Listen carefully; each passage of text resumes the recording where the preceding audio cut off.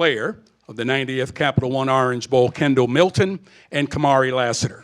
So we'll begin with opening remarks from head coach Kirby Smart, and then we'll open it up for questions. Coach Smart? Yeah, I'll open with the fact that I want to thank the Orange Bowl committee, the Orange Bowl staff, so many people, Eric Palm, CEO, make this possible. You know, it's really unusual to have people care enough about an event. There's a lot of pride in this city. You see people talking about the Orange Bowl. The Orange Bowl is one of the most historic bowls there is. I grew up watching the Orange Bowl and seen so many classic games in the Orange Bowl. And times they are a-changing. And the people that are part of this committee, people that are part of this city, people that care about this game, it matters so much to them. And I want to thank those people who make sacrifices to put this event on. It's a great event. It's a great stadium. It's an awesome time for our players who get a chance to go out and finish off a season. So a lot of thanks to the Orange Bowl committee, our fan base who followed us down here and came and gave these kids great support. So many of these players that were playing tonight, their last game, were also a part of 2 national championships. And I think our fan base realized that and gave them tremendous support. And last but not least, our senior class of people who care, who love Georgia and just wanted to play football again because they love football and they wanted to do it the right way. So I got a lot of thanks to give out to all those groups. Okay, now we'll open it up for questions again. For those that are just joining us, please raise your hand. A microphone will be brought to you. And when you get the microphone and get acknowledged, please state your name, your affiliation, and to whom you are directing your question. Our first question is... Yeah, Brooks Austin, Dogs Daily. It's for Coach Smart and both players. Coach, what was your message to the players about why this game mattered, and guys, what did you take from that? You know. Well, first, why did the game matter? Because we're playing a game, and as long as winning matters, we're going to compete like hell at Georgia, and it doesn't matter what it is. Number 2, we gave them about 5 things, and we looked at them each day before practice, and there were 5 notes on there, and one of them was the senior class turning 49 to 50. And these 2 guys right here were a big part of it. They're tremendous parts of our culture, and all games matter if you're playing a game. I'll turn it over to them. Yeah, like Coach Smart said, you know, to me, you know, it really mattered to me, like he said, because it's a game. You know, you want to take every game serious, no matter what the level is. You have to prepare the same way because at the end of the day, this is top-level college football, you know, any given week. So we took that very personal. And also, man, just being able to go out there with the guys, you know, this is a team that after this game, nobody, like, it's not going to be the same next year. People are going to go to the league, some the portal, some, you know, might not play football. This team might not ever be the same. So I feel like you have to really take advantage of every opportunity. And I really felt that, you know, being here for going on my 4th year, I've seen teams change. I've seen 13 to 18 people leave, and, you know, the locker room is very different. So I feel like you have to really take advantage of every opportunity because, you know, you don't get too many opportunities. Yeah, I mean, I would say basically, like, I think the game mattered just because if you're a competitor, then every game matters. Every opportunity you get to go out there and play the sports you love, play in front of the people you love, play for the people you love, I mean, it's second to none. I mean, you can't take it for granted, you know, the opportunity to come out here and play with guys like this, play with coaches like this. I mean, so just being able to come out there and just go out there with the guys one last time this season, it meant the world. On the right side. Mike Griffith, Dog Nation. Just kind of follow that up a little bit closer, Kendall. Right after you said in that hallway there was no way you were going to abandon your brothers. And I think I saw on another social media post, Kamari, that you and Bullard were talking about running it back one last time. What was it like behind the scenes getting the buy-in for there to not be any opt-outs when you look around bowl season and all these teams are missing players? What happened behind the scenes there? I mean, to be honest, like, the rest of the team kind of took on that responsibility. Like, the whole week, I would have, you know, receivers, the offensive linemen, you know, the defensive linemen, they coming up to us saying, we're going to send you out the right way. And that showed in practice. That showed how hard we all practiced. You would have thought it was a scrimmage the way we were practicing, you know what I mean? Everybody really took it to heart. And I'm just blessed to be with a group of guys like that. I've been fighting tears all week, before the game, fighting tears, after the game, fighting tears, because this team is a family. Like, some people just say it, but this team is a real brotherhood. Like, it really shows day in and day out, and I couldn't ask for a greater team to be a part of. Yeah, I mean, connection behind the scenes is nothing but connection, you know. Just being able to get up every day and be with a bunch of guys like this, guys that you laugh with, guys that you, cry with, guys that you sweat with, you're tired with. I mean, you get in a hot tub together. I mean, you just do basically everything with these guys. I mean, we even go to class together. So, I mean, there's not really much of a reason why you wouldn't want to play with these guys one more time whenever everything's on the line. It's another chance to go out with the guys you love, the guys that you've been with for, 4 to 5 years. On the left side. Hey guys, David Hale with ESPN. This can be bring it. But you just won an Orange Bowl against a 13-0 team by the largest margin in bowl history, which, by the way, you broke your previous record from the last bowl game you played in. Is there any doubt in your mind that if it would have been a 12-team playoff this year, or if you had snuck into the 4, that you guys would be the ones holding the trophy at the end? To be honest, I don't. In any fight, in any war, I'm taking my guys against anybody. That's just the belief I have. I have that faith in my team that, everybody's going to go out and lay it all on the line. So, I take my guys over anybody. Yeah, I mean, coming from me, I'm not really into speculation. But, anytime I get to go out there with those guys, I'm going to take my guys, 100 out of 100 times, just because of the things that I've seen these guys do, day in, day out. In the rear. 2 questions, BSAV. A question for Kendall and a question for Kamari. Kendall, first, you shared a moment with Coach Smart after the game. As the clock was ticking down, he gave you a hug. What did he say to you, and what did that mean to you? And for Kamari, you shared a moment with Kalen and Warren after the game. What did it mean for you to be, with those guys that you grew up with in Savannah? To be with Coach Smart after the game, he just told me how proud he was of me. I feel like if anybody knows, Coach Smart knows what I've been through here at Georgia. This not in any way has been an easy journey. It hasn't been just a smooth journey. It's been a lot of ups and downs, a lot of speed bumps along the way. But, Coach Smart, he told me how proud he was of me. I stuck it out. I, ended up making it to the end, and I achieved success. And I basically told him, thank you for believing in me. Because at the end of the day, that's all you can ask for. Your coach to believe in you, your teammates to believe in you. That was what I really said. Just thank you for believing in me. Thank you for giving me the opportunity to go out here and, play the game.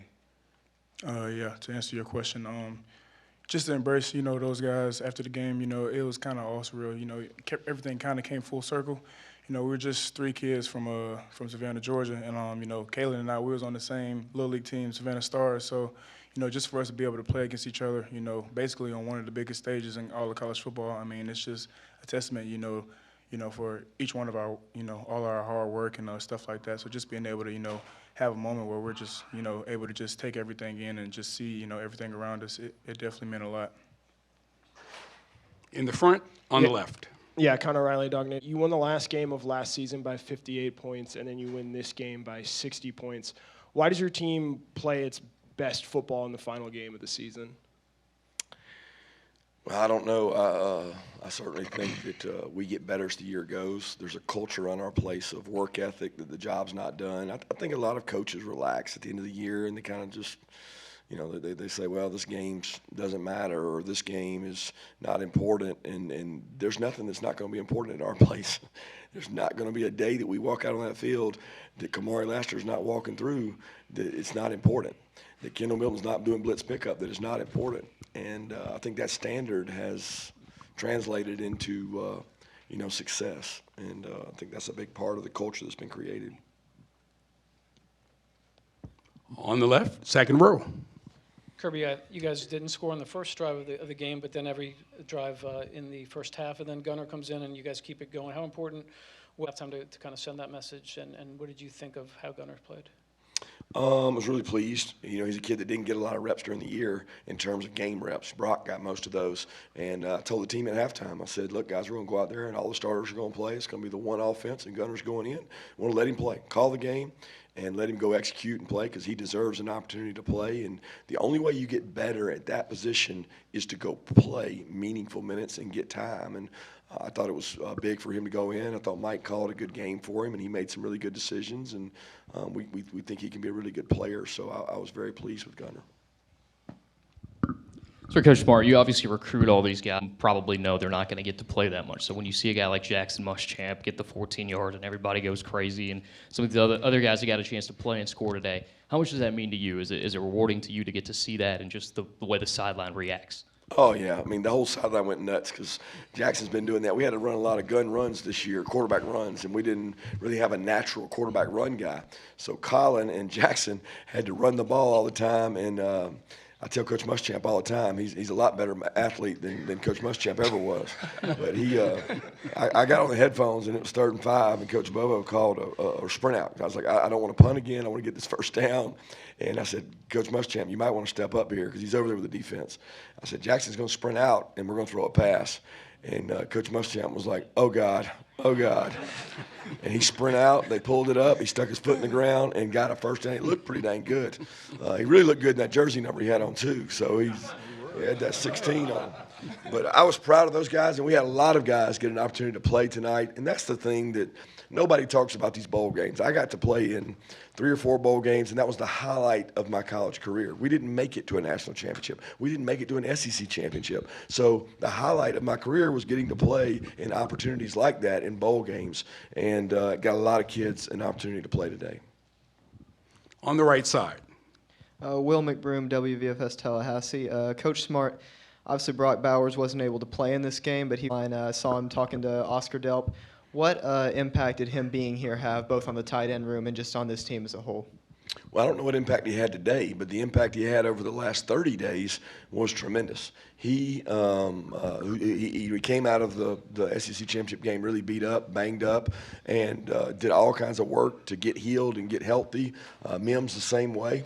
They were at every single practice. They were at every single meeting. They were at everything they were supposed to be at, and we told them we were going to bring them down here later in the week, and we did that, and I got tremendous respect for those 2 guys who pushed everything they had to get back and really, to be honest with you, to give us an opportunity to be in the national championship. They both came back and really pushed hard. So they're tremendous leaders.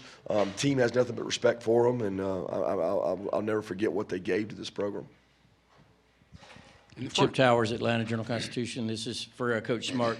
It seemed like 2 plays that really sort of captured momentum for you guys is the tackle by Cash Jones. They turn it over on and Cole Spear. You're talking about guys who don't normally get in the box score, and then the play with Lab McConkey. He was laughing about it in the locker room that he really wanted to throw it. He hated that he didn't get a chance to throw it. But can you just comment on those plays and their effect in the game? Yeah, I forget what the score was when the Lab one happened. I mean, the fumble and the kickoff happened. I guess it was 14-3 or 21-3. I don't know when that happened. That was a huge momentum swing. Cash, man, all Cash does is give effort. And we do special teams all the time, and you're like, how does that guy beat some 5-star down the field? Because he wants to. He cares. It's important to him. He's a tremendous toughness, and it shows on special teams. Cole Spear's the same way. Cole Spear's one of our best special teams player, and for Cash to knock the ball off of him and Cole to recover it, and those kids were excited as hell, and so were we because of what they did. And then we've had that play in all year with Ladd. We just never had a chance to call it, and I thought it was a great time to call it for Coach Bobo. They covered it, and it becomes improvisation if he gets covered. And they got covered, and so Ladd turned the improv into a touchdown, and that's what good players, they make your coaches right, and Ladd made a tremendous play there. Owen Warden, the Red and Black. Guys, you got to see Kendall Kamara, you got to see some of the younger players, whether Roderick or even Daniel Smith on the other side. And then, Coach, obviously also getting to see guys like Mikel and Jalen Walker make plays and lead the team in tackles. What was it like to see, some of your younger teammates play so well towards the beginning and end of the game? And then, Coach, what was it like to see some of the guys that you're also going to have come back play at such a high level? I know this was something you were talking about being excited for coming into this game. I can think back all the way to the first game of the season, and I remember in warm-ups, I looked at Andrew and Rod, and I told them, I believe in y'all, because I knew it was a game that they were going to get in, and I told them, I believe in y'all. I know, y'all are young, so your head's probably spinning, getting to the game time, but if nobody's told you I believe in y'all, and to see them go out today and achieve success, and Rod running through people, AP running through people, man, that just made me so happy. I was jumping more on the sideline for them than I was for my own touchdowns, just because those are my little brothers. I really look at them as little brothers. Like, I took them under my wing because at the end of the day, this is a family, and so to see them achieve success and do the things that they've been working all year for, even when they haven't got all the opportunities. There was games they didn't get in. You know, they were frustrated throughout the week in practice or whatever. They still stuck it and kept fighting all the way through, and I'm just proud of my boys. I'm proud of my little brothers to see them achieve success, and, you know, I'm excited to see them achieve success next year. Yeah, definitely being able to growth of those guys, you know, guys like Daniel, guys like Dalen, guys like Julio, just being able to see their growth, you know, from the beginning of the year to now, you know, with Daniel being able to take a punch early in the game and then, you know, being able to come back, you know, force a lot of incompletions, you know, it's just so happy to see, you know, it makes me really happy, you know, because, you know, during the season things can get hard, especially whenever you're younger. You know, we've all been there before. You know, we're not playing, we're not the guy. You know, whenever you come in from high school, you're so used to being the guy, and then you get to a place like this, and it kind of humbles you. So, I mean, just being able to watch those guys, just to be able to grow and continue to progress, and trying to do everything the right way, you know, it makes me very happy. And, you know, like Kendall said, those are my little bros, you know. There's not too many things in this world that I wouldn't do for him. So just being able to see, you know, Dalen get an interception, Daniel be able to force completions, even Chris Peel being able to get in the game, it means a lot to me. Yeah, those guys, Michael, Jalen, they played tremendous. They were great leaders during the time preparing, and they got bright futures. And really pleased to see all those players get in and play. Do we have one in the rear? Yes. Alyssa Lyons, Augusta W. You had a handful of guys in the second and third quarter that had only played maybe a handful of games. I think it was 6 all season long. So to have them come on and execute seamlessly throughout this game, what's that like for you to have that confidence in them, knowing that they can go out there and play Georgia football? Yeah, I wouldn't say they executed seamlessly.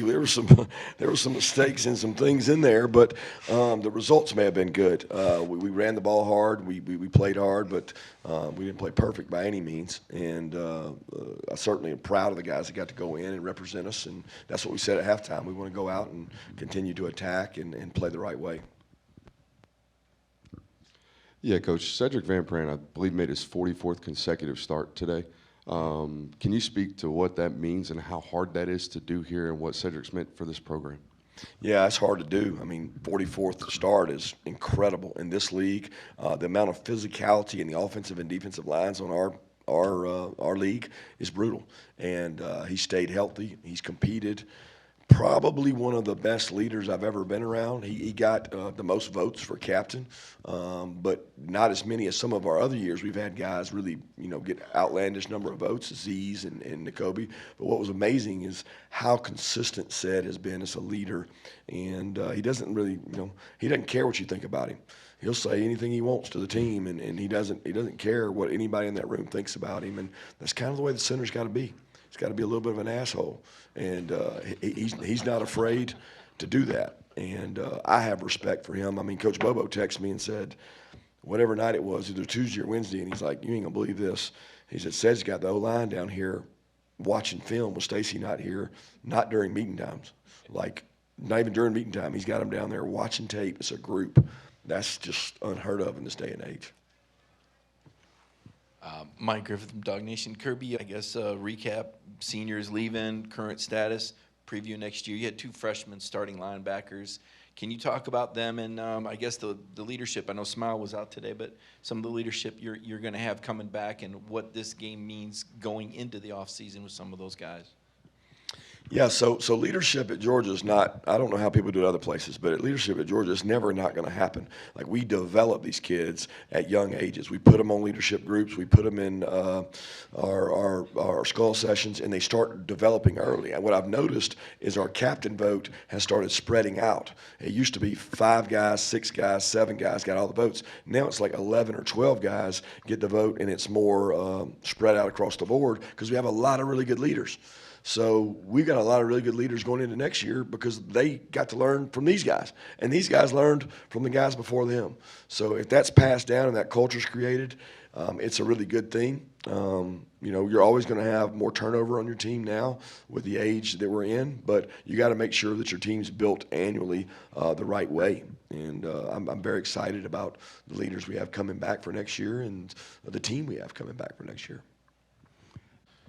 For both the players, you guys talked about the importance of having everybody play and sending seniors out on the right note and getting to play with your teammates one last time.